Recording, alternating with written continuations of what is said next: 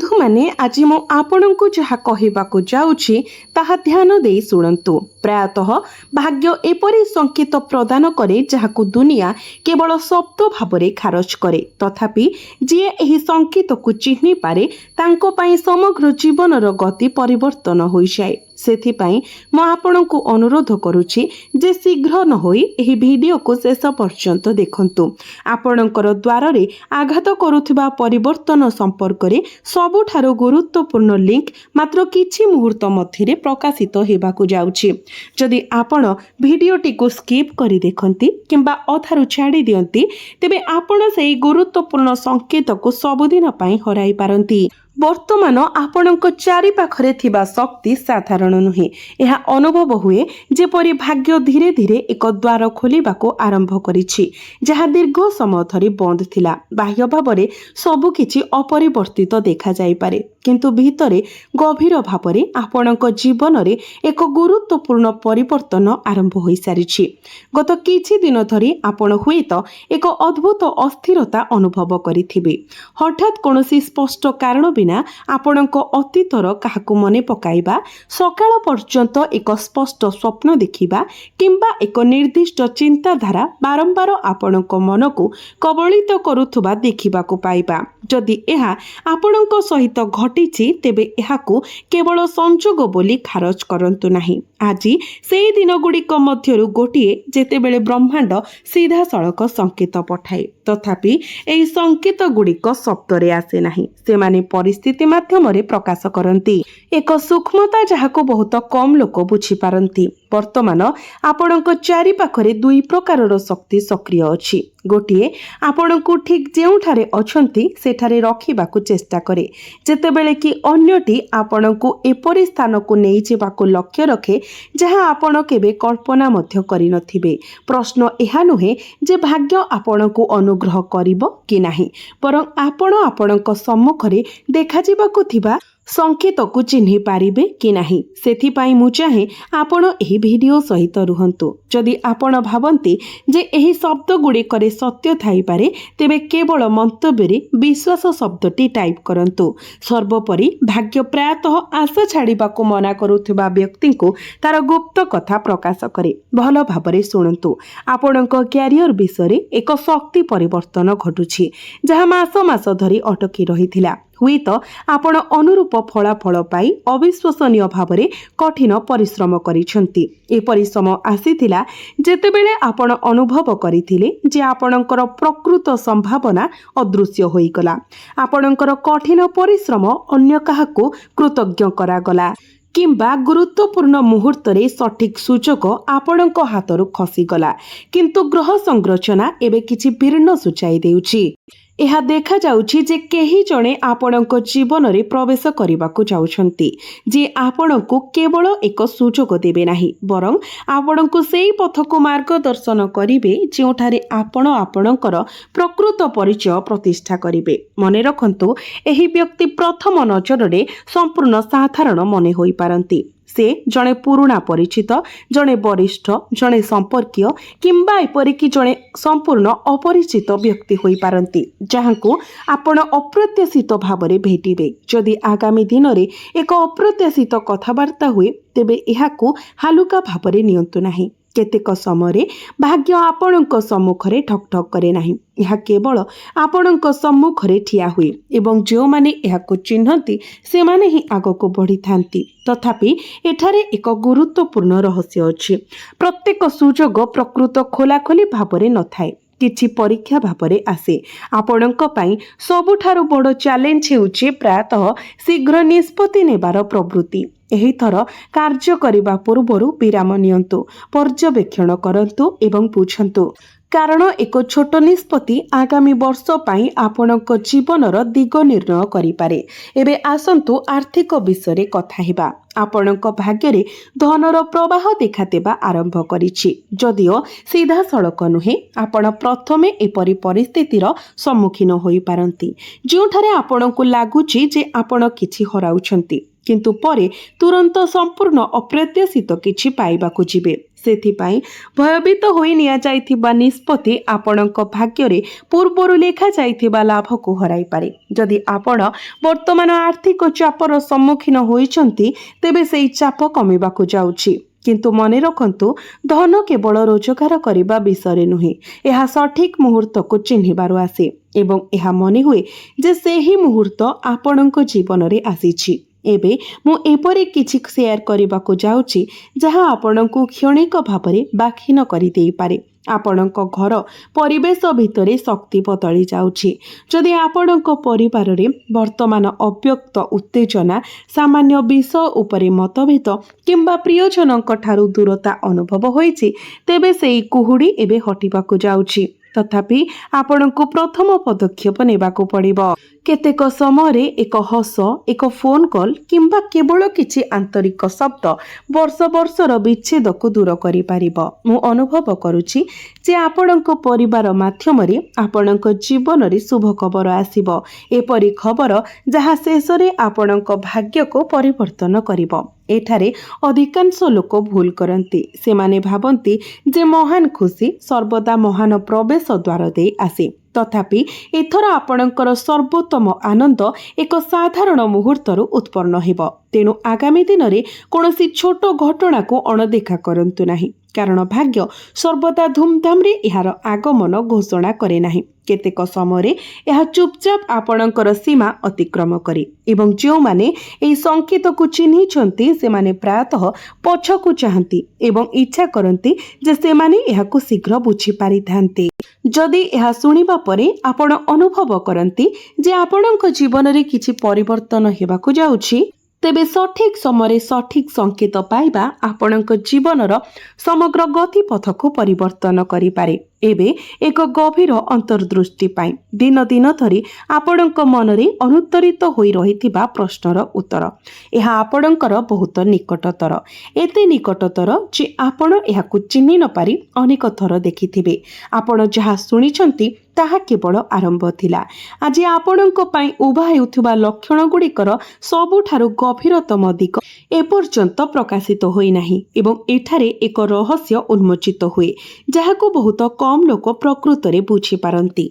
सतर्कतार सहित चिंता करंतु। आपण कौन वर्तमान अनुभव करुछंती जे शेष मुहूर्त रे जिनिस गुड़िक भूल हो जाए, जेपरी सब किछि सुगम भावरे चलीछि। केवल गंतव्य स्थल रे पहुंचीबा पूर्वरु पथ परिवर्तन हेबा पाई जदि यह घटिछि तेबे यह केवल एक प्रतिबंधक नुहे। प्रायतः भाग्य आपण को एपरी एक पथरु दूरे दिए जोठारे सफलता दृश्यमान देखा जाए किंतु एक बड़ क्षति को लुचाई रखे। सेथिपाई आपण थरे अभिशाप बोली भाबिथिबा एक प्रतिबंधक आगामी समय आपणकर सबुठारु बड़ आशीर्वाद होई पारे। एबे आपणक चारि पाखरे घटुथबा घटना गुड़िक उपरे नजर रखंतु। आगामी दिन रे गोटिए वाक्य, एक सुजोग, साक्षात किंबा एक छोट सूचना आपणक जीवन रे गुरुत्वपूर्ण परिवर्तन आनिब। प्रथम नजर रे यह साधारण मने हुए किंतु यार अंतर्निहित अर्थ केवल सेही माने बुझी पारिबे जे माने धैर्य व्यवहार करंती। एही समय हेबो जेतेबेले अनेक पछको हटी पारंती, तथापि यह ठीक सेही स्थान जोठारे आपणकर भाग्य आगको बढ़िबो।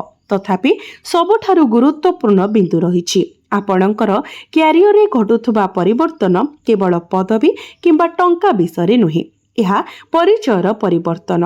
प्रथम थर पाई आपण अनुभव करिवे जे लोक माने आपणक कथा ध्यानर सहित शुणुछंती। जो माने पूर्वरु आपणको अणदेखा करिथिले से माने आपणक परामर्श खोजिबा आरंभ करिवे। तथापि यह एक लुक्कायित परीक्षा आनी थाए। किछि मुहरे हस फुटिब किंतु सेमानंकर उद्देश्य से उष्मता सहित मेल खाइब नाही। प्रशंसार प्रत्येक शब्द प्रकृत हेब नाही एवं आपणक पाखरे ठिया होइतिबा प्रत्येक व्यक्ति प्रकृत शुभेच्छाकारी हेबे नाही। तेणु एही समय शांत मनरे प्रत्येक निष्पत्ति नियंतु। शीघ्रता आपणकर सबुठारु बड़ प्रतिद्वंदी होई पारे। जदि आपण धैर्यवान रुहंती तेबे जो माने थरे आपणक क्षमता उपरे संदेह करुथिले से माने शीघ्र आपणक सफलता विषय कथाबार्ता करिवे। एही समय वृत्तिगत अध्ययन करुथुबा छात्र माने प्रचुर सफलता हासिल करिवे। ତେଣୁ ଆପଣଙ୍କୁ ଆପଣଙ୍କ ପାଠ ପଢ଼ାରେ ସମ୍ପୂର୍ଣ୍ଣ ମନ ଦେଇ ଧ୍ୟାନ ଦେବା ଉଚିତ। ଏହା ସହିତ କିଛି ବ୍ୟକ୍ତିଙ୍କ ପାଇଁ ଏହି 5 ଦିନ ମଧ୍ୟରେ ନିକଟତମ ଅତିଥିଙ୍କର ଆଗମନ ଘରେ ଏକ ଉତ୍ସବମୁଖୀ ପରିବେଶ ସୃଷ୍ଟି କରିବ। ପରିବାରର ସମସ୍ତ ସଦସ୍ୟ ଖୁସିର ମୁହୂର୍ତ୍ତ ବାଣ୍ଟିବେ ଏବଂ ଗୁରୁତ୍ୱପୂର୍ଣ୍ଣ ପ୍ରସଙ୍ଗ ଗୁଡ଼ିକ ଉପରେ ଆଲୋଚନା ହେବ, ଯାହା ଅନେକ ସମସ୍ୟାର ସମାଧାନ କରିବ। ଯେଉଁଠାରେ ଆପଣ ପୂର୍ବରୁ ବାଧାପ୍ରାପ୍ତ ହୋଇଥିଲେ ସେଗୁଡ଼ିକ ସହିତ ଜଡ଼ିତ ସମସ୍ୟା ମଧ୍ୟ ଅଟକି ରହିଥିବା ପ୍ରକଳ୍ପଗୁଡ଼ିକ ଏବେ ସୁଗମ ଭାବରେ ଆଗେଇବ ଏବଂ ଏହି ସମୟ ମଧ୍ୟରେ ପରିବାର ମଧ୍ୟରେ ଶାନ୍ତି ଏବଂ ସଦ୍ଭାବ ବଜାୟ ରଖିବା ଆପଣଙ୍କର ସର୍ବୋଚ୍ଚ ପ୍ରାଥମିକତା ରହିବ। ଆପଣ କାର୍ଯ୍ୟ ଏବଂ ପାରିବାରିକ ଜୀବନ ମଧ୍ୟରେ ଏକ ଉତ୍କୃଷ୍ଟ ସନ୍ତୁଳନ ରକ୍ଷା କରିବେ। ଆପଣ ଆପଣଙ୍କ ପିଲାମାନଙ୍କର ଶିକ୍ଷା ସହିତ ଜଡ଼ିତ କାର୍ଯ୍ୟରେ ବିଶେଷ ବ୍ୟସ୍ତ ରହିବେ। ଏହି ସମୟ ମଧ୍ୟରେ ନିକଟ ସମ୍ପର୍କୀୟମାନଙ୍କ ସହିତ ସମ୍ପର୍କକୁ ସୁଦୃଢ଼ କରିବାରେ ମଧ୍ୟ ଆପଣ ଏକ ଗୁରୁତ୍ୱପୂର୍ଣ୍ଣ ଭୂମିକା ଗ୍ରହଣ କରିବେ। ଏହା ବ୍ୟତୀତ ଯଦି ଆପଣ ଏହି 5 ଦିନ ମଧ୍ୟରେ କୌଣସି ସ୍ଥାନରେ ଟଙ୍କା ନିବେଶ କରନ୍ତି ତେବେ ନିଶ୍ଚିତ ରୁହନ୍ତୁ ଯେ ଆପଣ ଭବିଷ୍ୟତରେ ଗୁରୁତ୍ୱପୂର୍ଣ୍ଣ ଲାଭ ପାଇବେ। ନିବେଶ ଦୃଷ୍ଟିକୋଣରୁ ଏହା ଆପଣଙ୍କ ପାଇଁ ଏକ ଅତ୍ୟନ୍ତ ଶୁଭ ସମୟ। ଆପଣ ଯେଉଁଠାରେ ବିନିଯୋଗ କରିବେ ଆପଣ ଭବିଷ୍ୟତରେ ଯଥେଷ୍ଟ ଲାଭ ପାଇବେ। ଏହା ସହିତ ଆପଣ ବକେୟା ଆଦାୟ କରିବାର ସମ୍ଭାବନା ଅଛି। ଏହା ଆପଣ କାହାକୁ ଋଣ ଦେଇଥିବା ଟଙ୍କା ହେଉ, ଆପଣଙ୍କର ବ୍ୟବସାୟ କିମ୍ବା ବାଣିଜ୍ୟରେ ଫସି ରହିଥିବା ପାଣ୍ଠି ହେଉ କିମ୍ବା ଚାକିରି ପ୍ରୋତ୍ସାହନ ପାଇଁ ପଡ଼ି ରହିଥିବା ଟଙ୍କା ଫେରି ପାଇବାର ଯଥେଷ୍ଟ ସମ୍ଭାବନା ଅଛି। ତଥାପି ଏହି 5 ଦିନର ଅବଧିରେ ଅପରିଚିତ ଲୋକଙ୍କ ସହିତ ସମ୍ପର୍କ ବୃଦ୍ଧି ନ କରିବା କିମ୍ବା ବାହାର ଲୋକଙ୍କୁ ଆପଣଙ୍କ ପାରିବାରିକ ମାମଲାରେ ହସ୍ତକ୍ଷେପ କରିବାକୁ ନ ଦେବା ପାଇଁ ବିଶେଷ ଧ୍ୟାନ ଦିଅନ୍ତୁ। ଗାଡ଼ି ଚଳାଇବା ସମୟରେ ମୋବାଇଲ ଫୋନ୍ ବ୍ୟବହାର କରନ୍ତୁ ନାହିଁ, କାରଣ ଦୁର୍ଘଟଣାର ଆଶଙ୍କା ଅଛି। ଏହାକୁ ସତର୍କତାର ଏକ ଶବ୍ଦ ବୋଲି ବିବେଚନା କରନ୍ତୁ। ଏହା ସହିତ ଆପଣଙ୍କ କଥା ପ୍ରତି ସତର୍କ ରୁହନ୍ତୁ, କାରଣ ଆପଣ ଅଜାଣତରେ ଏପରି କିଛି କହିପାରନ୍ତି ଯାହା ଆପଣଙ୍କର ସମ୍ପର୍କକୁ କ୍ଷତି ପହଞ୍ଚାଇପାରେ। ତେଣୁ ଏହି 5 ଦିନ ମଧ୍ୟରେ ଆପଣଙ୍କର କ୍ରୋଧ ଏବଂ ଆବେଗକୁ ନିୟନ୍ତ୍ରଣ କରିବା ଅତ୍ୟନ୍ତ ଗୁରୁତ୍ୱପୂର୍ଣ୍ଣ। ବ୍ୟବସାୟ ସମ୍ବନ୍ଧୀୟ ଚିନ୍ତାଗୁଡ଼ିକୁ ଆପଣଙ୍କର ଘରୋଇ ଶାନ୍ତି ଏବଂ ଆରାମକୁ ଛିଣ୍ଡାଇବାକୁ ଦିଅନ୍ତୁ ନାହିଁ। ନୂଆ ଲୋକଙ୍କ ସହିତ ବ୍ୟବହାର କରିବା ସମୟରେ ସତର୍କତା ଅବଲମ୍ବନ କରନ୍ତୁ। ନକାରାତ୍ମକ ମାନସିକତା ଥିବା ଲୋକଙ୍କ ଠାରୁ ଦୂରେଇ ରୁହନ୍ତୁ ଏବଂ ସବୁଠାରୁ ଗୁରୁତ୍ୱପୂର୍ଣ୍ଣ କଥା, କାହାକୁ ଟଙ୍କା ଋଣ ଦିଅନ୍ତୁ ନାହିଁ। ଏହି 5 ଦିନ ବିଷୟରେ ମନେ ରଖନ୍ତୁ, କୌଣସି ପରିସ୍ଥିତିରେ ଆପଣ ଟଙ୍କା ଋଣ ଦେବା ଉଚିତ ନୁହେଁ, କାରଣ ଏହା ଅଟକିପାରେ କିମ୍ବା ଆପଣ ଠକାମିର ଶିକାର ହୋଇପାରନ୍ତି। ସତର୍କ ରୁହନ୍ତୁ ଏବଂ ପାଣ୍ଠି ଋଣ ଦେବାରୁ ଦୂରେଇ ରୁହନ୍ତୁ। ଯଦି ଆପଣ ଏହା ବିଚାର କରନ୍ତି ତେବେ ସତର୍କତାର ସହିତ ଚିନ୍ତା କରନ୍ତୁ ଏବଂ ପରିଶୋଧର ଗ୍ୟାରେଣ୍ଟି ଅଛି ବୋଲି ନିଶ୍ଚିତ କରନ୍ତୁ। ଯଦି ଆପଣଙ୍କର କୌଣସି ସନ୍ଦେହ କିମ୍ବା ସଂରକ୍ଷଣ ଅଛି ତେବେ ଏହି ସମୟ ମଧ୍ୟରେ କାହାକୁ ଟଙ୍କା ଋଣ ଦିଅନ୍ତୁ ନାହିଁ। ଭୁଲରେ ମଧ୍ୟ ନଚେତ୍ ଆପଣଙ୍କ ପାଣ୍ଠି ଅଟକି ଯାଇପାରେ। ଏହା ସହିତ ଏହି 5 ଦିନ ମଧ୍ୟରେ ଆପଣଙ୍କର ମୂଲ୍ୟବାନ ଜିନିଷ ଗୁଡ଼ିକୁ ସୁରକ୍ଷିତ ରଖିବା ପାଇଁ ଯତ୍ନବାନ ହୁଅନ୍ତୁ, କାରଣ ଚୋରି କିମ୍ବା କ୍ଷତି ହେବାର ଆଶଙ୍କା ଅଛି। ନିବେଶ ସମ୍ପର୍କରେ ଯଦିଓ ଲାଭର ସମ୍ଭାବନା ରହିଛି, ଆପଣ ନିଶ୍ଚିତ ଭାବରେ ଆପଣଙ୍କର ଟଙ୍କା ଦେବା ପୂର୍ବରୁ ଜଣେ ଆର୍ଥିକ ବିଶେଷଜ୍ଞଙ୍କ ସହିତ ପରାମର୍ଶ କରିବା ଉଚିତ। ଯଦିଓ ଗ୍ରହ ସଂଯୋଜନ ବର୍ତ୍ତମାନ ଗୁରୁତ୍ୱପୂର୍ଣ୍ଣ ନିବେଶ ଲାଭ ପାଇଁ ସହାୟକ, ଟିକିଏ ପରାମର୍ଶ ଆପଣଙ୍କୁ ଭଲ ଭାବରେ ସେବା କରିବ। ଏହି 5 ଦିନ ମଧ୍ୟରେ ଆପଣଙ୍କର ପ୍ରେମ ଜୀବନ ପାଇଁ ଘରେ ଏକ ସୁଖଦ ପରିବେଶ ଆଶା କରନ୍ତୁ। ପତି ପତ୍ନୀଙ୍କ ମଧ୍ୟରେ ପୂର୍ବରୁ ଥିବା ଭୁଲ ବୁଝାମଣା ସମାଧାନ ହେବ, ଯାହା ମଧୁର ସମ୍ପର୍କ ଏବଂ ପାରସ୍ପରିକ ସ୍ନେହ ବୃଦ୍ଧି କରିବ। ବନ୍ଧୁମାନେ, ନିକଟ ଅତୀତରେ ଆପଣ ଯେଉଁ ବାଧା ଗୁଡ଼ିକର ସମ୍ମୁଖୀନ ହୋଇଥିଲେ ତାହା କେବଳ ଭାଗ୍ୟର ପରୀକ୍ଷା ନଥିଲା। ଏଥିରେ କାହାର ନକାରାତ୍ମକ ଚିନ୍ତାଧାରା, ଈର୍ଷା, ମନ୍ଦ ଦୃଷ୍ଟି ଏବଂ ଗୁପ୍ତ ଚକ୍ରାନ୍ତ ସାମିଲ ଥିଲା। କିନ୍ତୁ ବର୍ତ୍ତମାନ ଗ୍ରହଗୁଡ଼ିକର ସଂରଚନା ପରିବର୍ତ୍ତନ ହେଉଛି ଏବଂ ଯେତେବେଳେ ଈଶ୍ୱର ନ୍ୟାୟ ପ୍ରଦାନ କରିବାକୁ ବାହାରିବେ ସେ କେବଳ ଆଶୀର୍ବାଦ ପ୍ରଦାନ କରନ୍ତି ନାହିଁ, ସେ ସତ୍ୟ ମଧ୍ୟ ପ୍ରକାଶ କରନ୍ତି। ଧ୍ୟାନ ଦେଇ ଶୁଣନ୍ତୁ।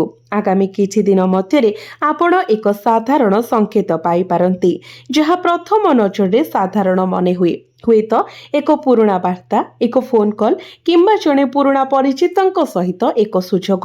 ତଥାପି ସେହି ଘଟଣା ଏକ ବିରାଟ ଗୁପ୍ତ କଥା ଖୋଲିପାରେ ଏବଂ ଏହିଠାରେ ଅଧିକାଂଶ ଲୋକ ଭୁଲ କରନ୍ତି। ସେମାନେ ସଂକେତକୁ ଚିହ୍ନି ପାରିନଥାନ୍ତି। ତ ଆପଣଙ୍କର ଘର ଭିତରେ ଶକ୍ତି ମଧ୍ୟ ବଦଳି ଯାଉଛି। ଯଦି ବର୍ତ୍ତମାନ ଆପଣଙ୍କ ଘରେ ବିନା କାରଣରେ ଉତ୍ତେଜନା ବୃଦ୍ଧି ପାଉଛି କିମ୍ବା ସାମାନ୍ୟ କଥାକୁ ନେଇକି ବିବାଦ ହେଉଛି କିମ୍ବା ପରିବାରର କୌଣସି ସଦସ୍ୟ ବାରମ୍ବାର ଅସୁସ୍ଥ ହେଉଛନ୍ତି, ତେବେ ସେହି ପରିସ୍ଥିତି ଏବେ ଧୀରେ ଧୀରେ ପରିବର୍ତ୍ତନ ହେବାକୁ ଯାଉଛି। ତଥାପି ଏହା ସହିତ ଏକ ଚେତାବନୀ ଯୋଡ଼ି ହୋଇଛି। ରାତିରେ ଯଦି ଆପଣଙ୍କୁ କିଛି ସ୍ୱପ୍ନ ଆସୁଛି, ତେବେ ତାକୁ ଅଣଦେଖା କରନ୍ତୁ ନାହିଁ। ବନ୍ଧୁମାନେ, ଈଶ୍ୱର କେତେକ ସମୟରେ ସ୍ୱପ୍ନ ମାଧ୍ୟମରେ ସଂକେତ ଦିଅନ୍ତି। ତ ଆପଣ ଏପରି ସ୍ୱପ୍ନ ଦେଖିବାକୁ ଯାଉଛନ୍ତି ଯାହା ଆଗାମୀ ପରିବର୍ତ୍ତନର ସଂକେତ ଦିଏ। କିନ୍ତୁ ମନେ ରଖନ୍ତୁ, ଯେତେବେଳେ ଭାଗ୍ୟ ପରିବର୍ତ୍ତନ ହୁଏ ସେତେବେଳେ ଅବିଶ୍ୱାସୀ ଲୋକମାନେ ପ୍ରଥମେ ଦୂରେଇ ଯାଆନ୍ତି ଏବଂ ବର୍ତ୍ତମାନ ଆପଣଙ୍କ ସହିତ ଠିକ୍ ସେହିପରି ଘଟୁଛି। ଆପଣଙ୍କ ପାଇଁ ଧନ ସମ୍ବନ୍ଧୀୟ ଏକ ସମନ୍ୱୟ ସୃଷ୍ଟି ହେଉଛି ଯାହା ବହୁଦିନ ଧରି ଦେଖାଯାଇ ନାହିଁ। ଅଟକି ରହିଥିବା ଟଙ୍କା ହେଉ, ଭୁଲି ଯାଇଥିବା ସୁଯୋଗ ହେଉ, ପୁରୁଣା କାରବାର ହେଉ କିମ୍ବା ଅପ୍ରତ୍ୟାଶିତ ଲାଭ ହେଉ, ଏହି ରାସ୍ତାଗୁଡ଼ିକ ମଧ୍ୟରୁ ଗୋଟିଏ ଆପଣଙ୍କ ପାଇଁ ଖୋଲିପାରେ। କିନ୍ତୁ ସତର୍କ ରୁହନ୍ତୁ, ଏହି ଧନ ଏକ ପରୀକ୍ଷା ସହିତ ଆସେ, କାରଣ ଚମକୁଥିବା ସବୁ କିଛି ସୁନା ନୁହେଁ ଏବଂ କେହି ଜଣେ ଆପଣଙ୍କୁ ମିଠା କଥାରେ ଫସାଇବାକୁ ଚେଷ୍ଟା କରିପାରେ। ଏହିଠାରେ ଆପଣଙ୍କୁ ସତର୍କ ରହିବାକୁ ପଡ଼ିବ। ଯଦି ଆପଣ ଏଠାରେ ବୁଦ୍ଧିମାନ ଭାବରେ କାର୍ଯ୍ୟ କରନ୍ତି, ତେବେ ସେହି ସୁଯୋଗ ଆପଣଙ୍କର ଆର୍ଥିକ ପରିସ୍ଥିତିକୁ ବଦଳାଇ ଦେଇପାରେ। ଏବେ ଏକ ଅତ୍ୟନ୍ତ ଗୁରୁତ୍ୱପୂର୍ଣ୍ଣ କଥା। ଅପେକ୍ଷାର ସମୟ ଶେଷ ହୋଇଛି, ତଥାପି ଏଠାରେ ଏକ ମୋଡ଼ ଅଛି ଯାହା ଅନେକଙ୍କୁ ଆଶ୍ଚର୍ଯ୍ୟ କରିବ। ଯିଏ ଆପଣଙ୍କୁ ସବୁଠାରୁ ଅଧିକ କନ୍ଦାଇଥିଲେ, ଯିଏ ଆପଣଙ୍କର ବିଶ୍ୱାସକୁ ହଲାଇ ଦେଇଥିଲେ ଏବଂ ଆପଣଙ୍କର ଶକ୍ତିକୁ କମ୍ ଆକଳନ କରିଥିଲେ, ନିକଟ ଭବିଷ୍ୟତରେ ଆପଣଙ୍କର ପ୍ରଗତି ଦେଖି ଅସ୍ଥିର ହୋଇପାରନ୍ତି। ସେହି ମୁହୂର୍ତ୍ତ ହେବ ଯେତେବେଳେ ବ୍ରହ୍ମାଣ୍ଡ ସେମାନଙ୍କୁ ସେମାନଙ୍କ କାର୍ଯ୍ୟର ପରିଣାମ ଅନୁଭବ କରାଇବ। କିନ୍ତୁ ଅପେକ୍ଷା କରନ୍ତୁ, ଆପଣଙ୍କ ଭାଗ୍ୟରେ ଏକ ସାକ୍ଷାତ ଲେଖା ହେଉଛି ଯାହା ସବୁ କିଛି ବଦଳାଇ ଦେଇପାରେ। ଏହା ଏକ ପୁରୁଣା ପରିଚିତ ଯାହାକୁ ଆପଣ ବର୍ଷ ବର୍ଷ ପୂର୍ବରୁ ଛାଡ଼ି ଆସିଥିଲେ, କିମ୍ବା ଏପରି ଜଣେ ବ୍ୟକ୍ତିଙ୍କ ସହିତ ହୋଇପାରେ ଯିଏ ଆପଣଙ୍କ ଜୀବନରେ ଅପ୍ରତ୍ୟାଶିତ ଭାବରେ ପ୍ରବେଶ କରିଛନ୍ତି। ପ୍ରଥମ ନଜରରେ ଘଟଣାଟି ସାଧାରଣ ମନେ ହୁଏ, କିନ୍ତୁ ପରେ ଆପଣ ଅନୁଭବ କରିବେ ଯେ ଏହା ଆପଣଙ୍କ ଜୀବନର ଏକ ମୋଡ଼ ଥିଲା ଯାହା ଈଶ୍ୱରଙ୍କ କୃପାରୁ ପରବର୍ତ୍ତୀ ଅଧ୍ୟାୟରେ ଆରମ୍ଭକୁ ଚିହ୍ନିତ କରୁଛି। ଧ୍ୟାନର ସହିତ ଶୁଣନ୍ତୁ। ବହୁତ କମ୍ ଲୋକ ବୁଝନ୍ତି ଯେ ଭାଗ୍ୟର ସର୍ବୋତ୍ତମ ବାର୍ତ୍ତା ଗୁଡ଼ିକ ପ୍ରାୟତଃ ଶବ୍ଦରେ ନୁହେଁ ବରଂ ନୀରବତାରେ ଲୁଚି ରହିଥାଏ। ଆପଣଙ୍କ ଚାରିପାଖରେ ଘଟୁଥିବା ଛୋଟ ଛୋଟ ଘଟଣା ଗୁଡ଼ିକ ପ୍ରତି ଧ୍ୟାନ ଦେବାର ସମୟ ଆସିଛି। ଗ୍ରହ ଗତି ସୂଚିତ କରୁଛି ଯେ ଏକ ମୋଡ଼ ନିକଟତର ହେଉଛି, ବିଶେଷ କରି ସନ୍ଧ୍ୟା ଏବଂ ରାତି ସମୟରେ, ଯାହା ପ୍ରାରମ୍ଭରେ ସାଧାରଣ ମନେ ହୁଏ କିନ୍ତୁ ଶେଷରେ ଆପଣଙ୍କ ଭାଗ୍ୟର ଗତିକୁ ପରିବର୍ତ୍ତନ କରିପାରେ। ତଥାପି